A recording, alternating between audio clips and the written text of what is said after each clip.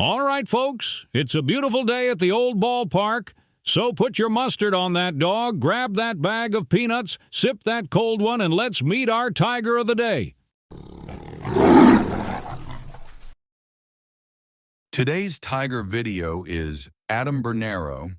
He is represented by a 2001 Upper Deck, base card number 32, with a on-card auto, slab by stats grading.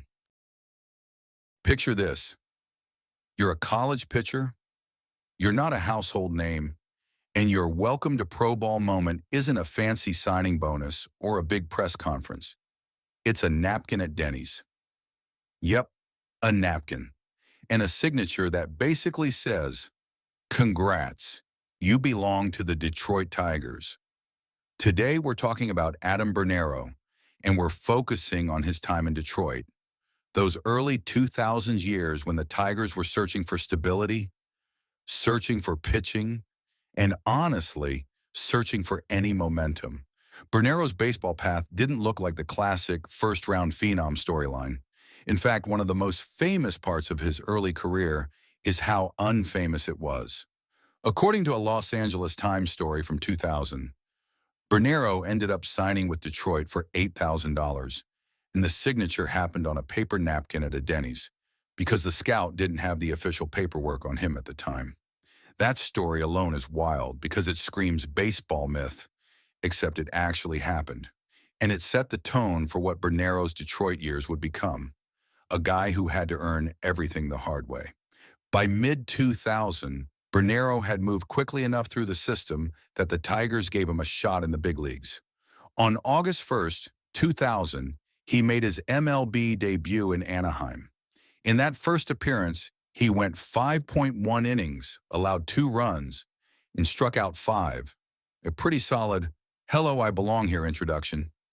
Detroit used him in a mix of roles that season, some starts, some long relief, and it was basically the Tigers taking a look and saying, "Can this guy be part of the next wave?"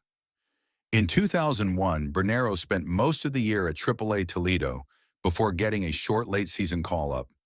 When he returned to Detroit in September, he worked out of the bullpen and had a tough, small sample stretch. Just a handful of outings, some damage allowed, and the kind of results that don't always show the full picture of where a pitcher is development-wise. But the Tigers clearly hadn't given up on him because the next year, the door opened wider. In 2002, Bernero got the chance many pitchers wait years for, a legit run of appearances in the majors. He was called up in May and ended up appearing in 28 games for Detroit, including 11 starts. And here's a key moment.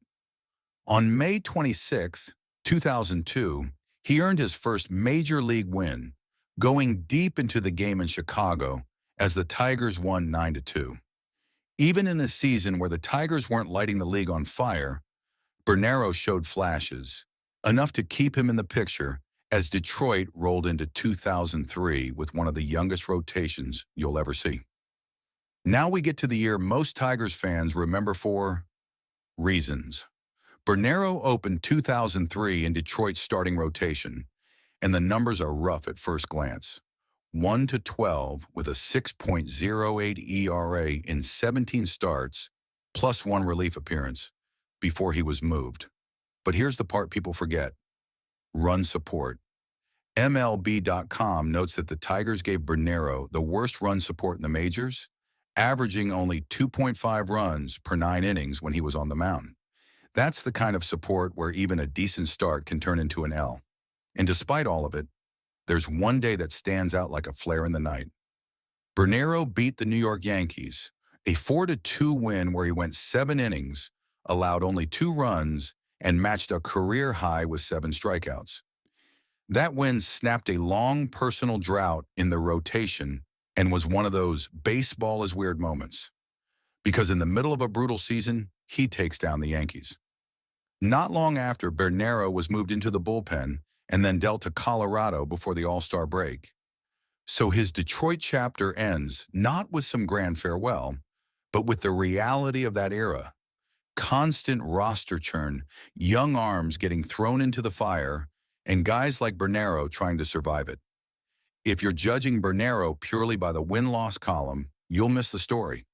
His Tigers years are really about an unbelievable napkin contract origin story, getting to the majors fast and being asked to wear multiple hats, and living through 2003 as a starter on a team that often couldn't score enough to rescue anybody.